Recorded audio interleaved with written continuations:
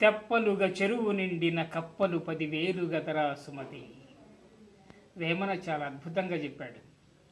ఏనాటికి కూడా ఉపయోగపడే విధంగా ఆనాటికి ఈనాటికి ఏనాటికి కూడా మనిషి తన దైనందిన జీవితంలో అనుసరించే విధి విధానాలు, అవసరాన్ని బట్టి మనిషి ఎలా ప్రవర్తిస్తాడో కూడా చాలా చాలా విషయాల్లో మంచి పోలికతోటి చెప్పారు ఆయన. ఎలా చెప్పారంటే, రూపాయి లేనప్పుడు బంధువులు ఎవరు కూడా మన ముఖం వైపు కూడా తేరి చూడరు. అలాంటి చూడకుండా వెళ్ళే మనుషులందరూ కూడా, తప్పించుకొని తిరిగే మనుషులందరూ కూడా ఇతను ఎవరో మనకు తెలియనట్టుగా భావించే వాళ్ళందరూ కూడా అనుకోకుండా ఆ వ్యక్తికి అనుకోని సంపద కానీ ఐశ్వర్యం కానీ ఒక్కసారి వచ్చి పడితే బంధువులంతా కూడా వీళ్ళు నా వాళ్ళే, ఇతను నా నా అమ్మ తరఫు వాడు, లేదంటే తండ్రి తరఫు వాడు, తాత తరఫు వాడు, నా ముత్తాత తరఫు వాళ్ళు, మాకు బీరకాయ చుట్టరికం ఉందని చెప్పని నానా విధాల చుట్టరికాలు కలుపుకొని వచ్చి వాళ్ళ దగ్గరికి వస్తారట. ఎలా వస్తారంటే వేమన గారు ఎంత అద్భుతంగా చెప్పారంటే, ఎప్పుడు సంపద కలిగిన అంటే ఎప్పుడు సంపద కలిగితే అప్పుడు మాత్రమే బంధువులు వస్తారట. అది ఎట్లా తెప్పలుగా చెరువు నిండిన కప్పలు 10,000 గదరా సుమతి. ఆ తెప్పలుగా చెరువు నిండితే కప్పలు అప్పుడు దాకా లేని ఎండిపోయి బీళ్లు వారి నెర్రెలు వారిన ఆ చెరువులు ఎక్కడ దాగినాయో కప్పలు తెలియవట, మొచ్చుకు కూడా కనపడవట.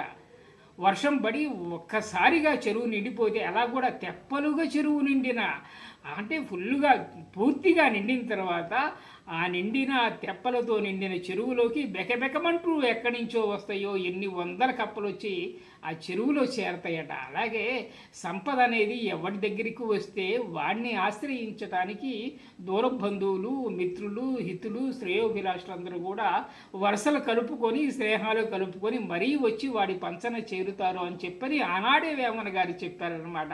ఇది ఆనాటికి ఈనాటికి ఏనాటికి కూడా మనకు వర్తిస్తుంది. మన దగ్గర రూపాయి లేనప్పుడు మన ముఖం చూడని వాడు, మనకు మంచి ఉద్యోగం వచ్చినప్పుడు కానీ, మంచి స్థితి వచ్చినప్పుడు కానీ, ఐశ్వర్యం వచ్చినప్పుడు కానీ, పదవి వచ్చినప్పుడు కానీ మన పంచన చేరే విధంగా ఏదో వంకతో మన దగ్గరికి రావటం మనం ప్రతి ఒక్క మనిషి జీవితంలో ఇది జరిగే సంఘటనే.